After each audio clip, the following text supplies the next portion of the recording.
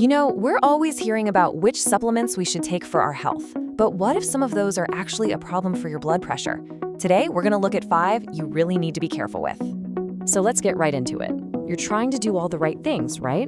You're taking your supplements, trying to be healthy. But is it possible that very habit could be a hidden danger, especially when it comes to your blood pressure? And this brings us to what I call the supplement paradox. It's this tricky spot where you've got the best intentions, but they can lead to some really unexpected risks. Look, managing high blood pressure is absolutely essential for lowering your risk of heart attack or stroke. But some of these common supplements can work directly against that goal. So let's break it down. We're going to focus on 5 key supplements you've got to watch out for. All right, let's take a closer look inside that medicine cabinet of yours and unpack these 5 surprising risks one by one. First up, vitamin D. And I know this one might sound surprising. We all know it's essential, but the problem isn't the vitamin itself, it's taking really high doses that can turn a good thing into a real risk. Yeah, there seems to be a pretty clear line in the sand here. Some studies show that doses up to 8,000 IUs a day might actually help with blood pressure. But once you start pushing past 10,000 IU daily, you are definitely stepping into a risky zone. So what's the risk?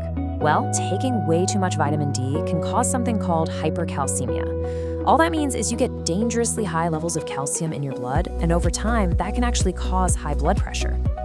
Okay, next on our list, licorice root.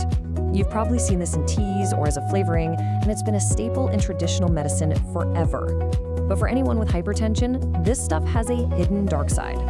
So how does this work? Well, a compound inside licorice root basically tells your body to hold on to sodium, which raises your levels. At the same time, it makes you lose potassium. Now, if you're also taking a diuretic, a water pill, that effect gets way stronger, and your potassium can drop to dangerously low levels. Number 3 is an herbal remedy a lot of people turn to for symptoms of depression, St. John's wort. And while it might help with mood, it can have some seriously dangerous interactions with a whole bunch of medications, especially blood pressure meds. So how does it interfere? Think of it like this. For your blood pressure medication to do its job, your body has to absorb it, right? Well, St. John's wort can act like a shield, literally blocking that absorption and making your medication way, way less effective. And we're not talking about obscure drugs here. Really common medications like Procardia, Talanolol, and Verilin can all be weakened by St. John's wort. That means your blood pressure isn't being controlled the way you and your doctor think it is. All right, coming in at number 4 is arnica. Now, with this one, there is a hugely important distinction to make. You've probably seen it in creams for bruises and swelling, and yeah, when you use it on your skin, it's generally fine. The danger is when people take it by mouth. And hey, don't just take my word for it. The warning on this couldn't be more direct. The expert consensus is to absolutely avoid taking arnica by mouth because of the risk for significant side effects. And when they say significant, they are not kidding. We are not talking about a little upset stomach here. Ingesting arnica can lead to high blood pressure, increased bleeding, and even damage to your heart and other organs. This is one to strictly avoid taking internally. And that brings us to our final supplement, number 5, bitter orange. This is an ingredient you'll often find in weight loss and sports performance products, and it has a very, very concerning chemical cousin. So bitter orange contains a stimulant called P-synephrine. Chemically, it's super similar to ephedrine, a substance the FDA actually banned because it was proven to cause strokes and heart attacks. Even though bitter orange itself isn't banned, that chemical similarity is a huge red flag, and studies have shown it can raise both your blood pressure and your heart rate.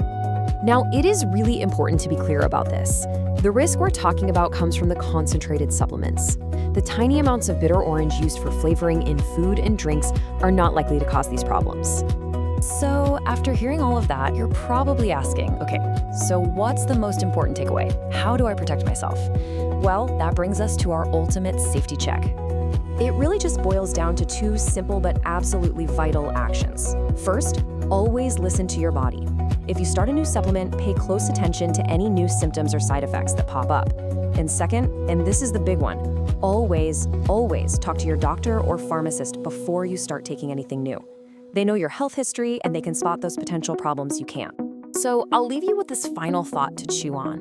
What's the most important health question that you're not asking? Definitely something to think about. Thanks for tuning in.